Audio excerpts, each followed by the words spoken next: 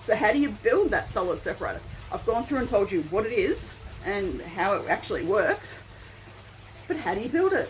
What's the plumbing about this? How do I work out, is it right for me? Well, hopefully you've already worked out that question, but how do I work out how to build to the right size for my aquaponics system? I got you covered. That's what this video is all about. How to build your solid separator. Got to build it for you, for your system and for your design. No point me giving you my measurements because my aquaponics system, and this is only one of 5, is different to yours. Okay? So you need to know how to build it for your system. Let's get into it and have a look.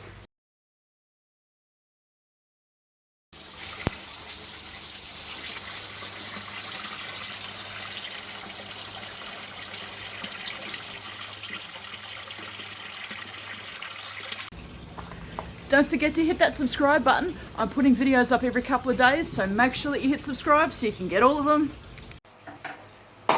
Rightio, how to build a solid separator. You remember from the other videos that a solid separator is the first step in the filtration process.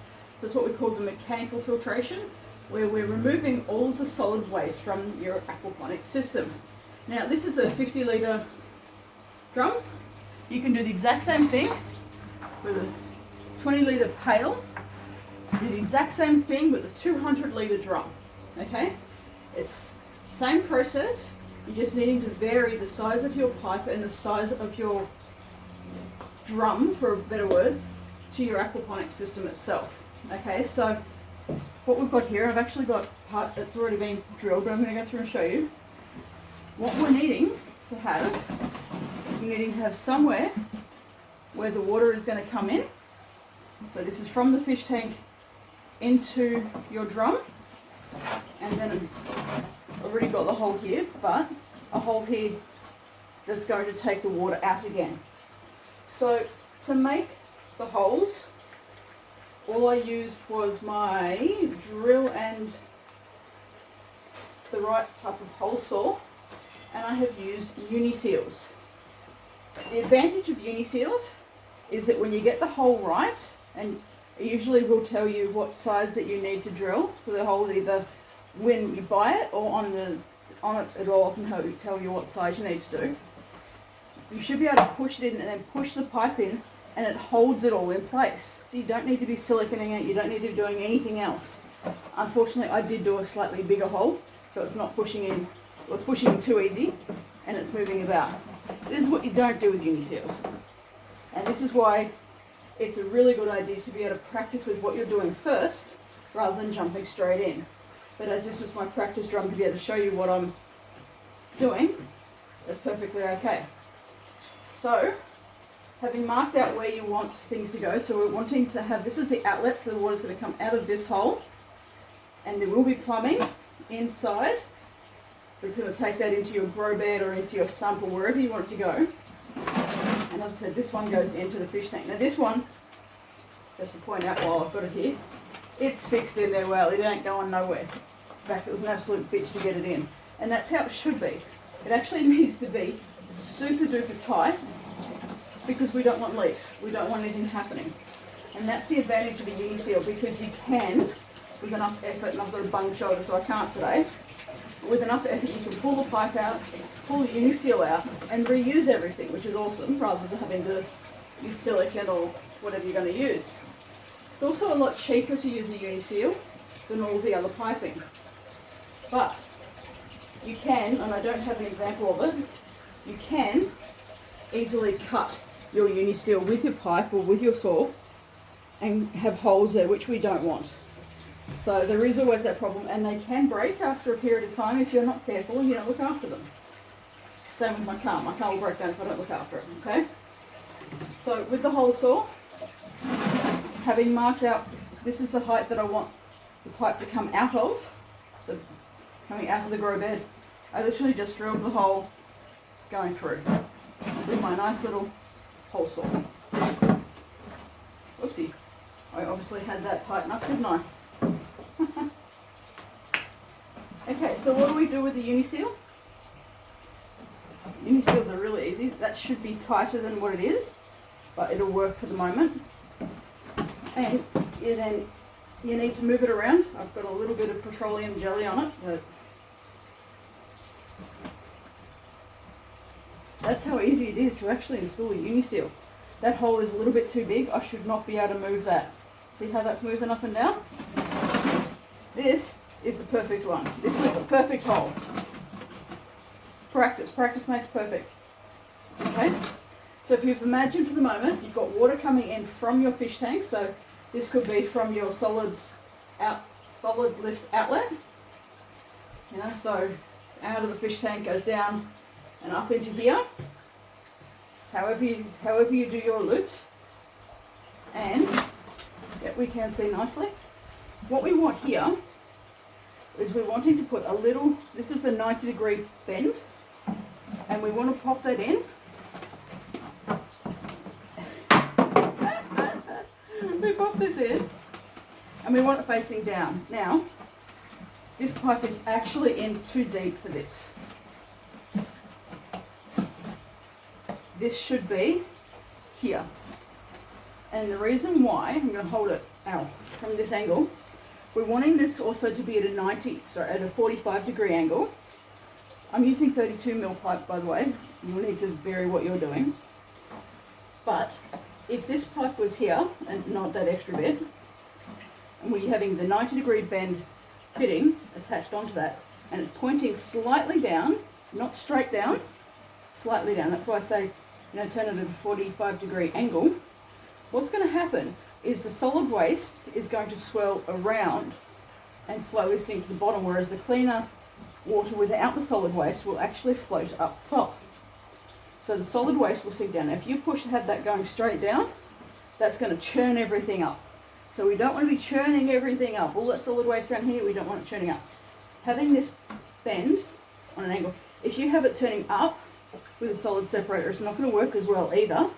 For a solid separator, it won't work. Okay, so if you have this going upwards, what will happen? We'll put the rest of the plumbing on to show you. Again, we've got a 90-degree bend and a piece of piping here. I'm going to move that around to show you. And I'm going to push that pipe in a little bit. Now, what I'm wanting to show you here, and you can see it, is we've got the pipe coming in, so that's where the water's going out into your grow bed, right? And you've got the 90-degree bend here, and a little bit of pipe up top. This means, and it's a tad too high, but this will be your actual water level, and all of the water without any solid waste will flow into here nice and neatly. It's a tad high, and again, this is an example, not perfection. Oh, hot and humid today. So, if we have this 90-degree bend, and we have it turning upwards, it's going to be pushing all of that solid waste upwards, right?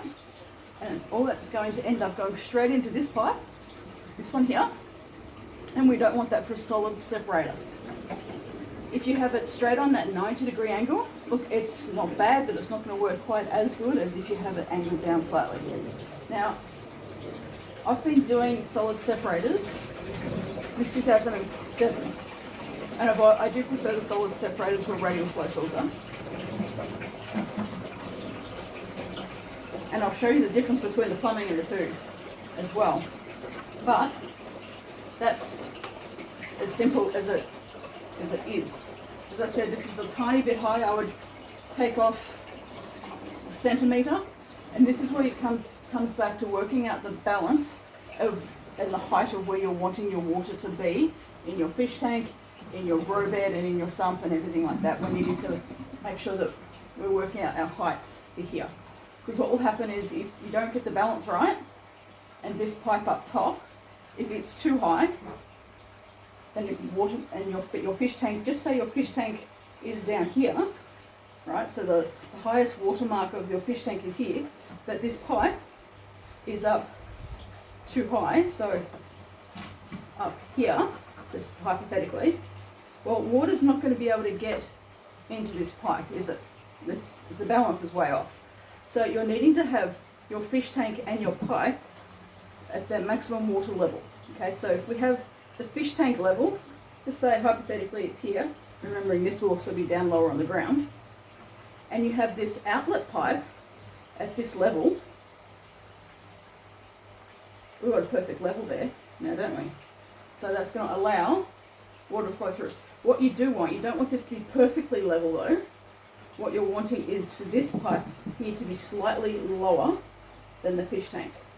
Water level, not the height of the fish tank water level. And that will then allow you to have the smooth, constant flow of water in from the fish tank, all the solid waste coming in here. The solid waste coming down, and without that pressure, and this would be good if this was 2 45-degree angles rather than a 90-degree. 90 degrees still works though. The solid waste turns around, sinks to the bottom. The cleaner water comes out, up here, out into this pipe. And we can build this whole solids separator with a drill, with a bearing tool or a knife to get rid of the sharp edges, with a couple of uni seals and the correct piping. That's easy. That's pretty damn cool. I think that's awesome. And here's one of the things that people go, okay, so what do we do with the solid waste at the bottom? You need to remove any of the solid waste that builds up here. If you leave it in there, it will start to gas off. It will start to become anaerobic, so no oxygen in it. It will get smelly and it will start affecting your water quality. So you need to get that solid waste out. Now, a lot of people have a valve on the bottom of their solid separator or radial flow filter or whatever it is. They have a valve that they turn on and off to drag out, to drain out all of that solid waste. Now, my my big system, I actually don't have a valve down the bottom because I keep picking it. So as I know that I do that, I don't have the valve there, and I manually remove it with an aquarium vacuum. I actually kind of like doing it. It makes me feel much better. It helps me just think about I'm removing this shit, and it helps that whole mental process of I can let stuff go. That's a me thing. So you don't want this to fill up with solid waste. You do want to be vacuuming or draining it out every week or so. But if you don't, you're going to get really bad water quality. Okay. First step with filtration, and this is a solids separator.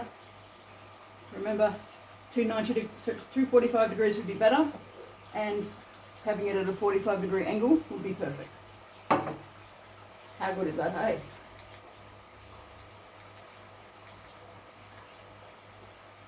Sorry to interrupt. Look, to really boost your aquaponics learning, jump on over to my website for some free online training, and it's really structured and it's going to help you get a really good grasp of how this works rather than trying to pick it bits and pieces everywhere. Let's get the foundations happening, okay? So some free online training at www.theaquaponicslady.com. Jump on over and get your free training.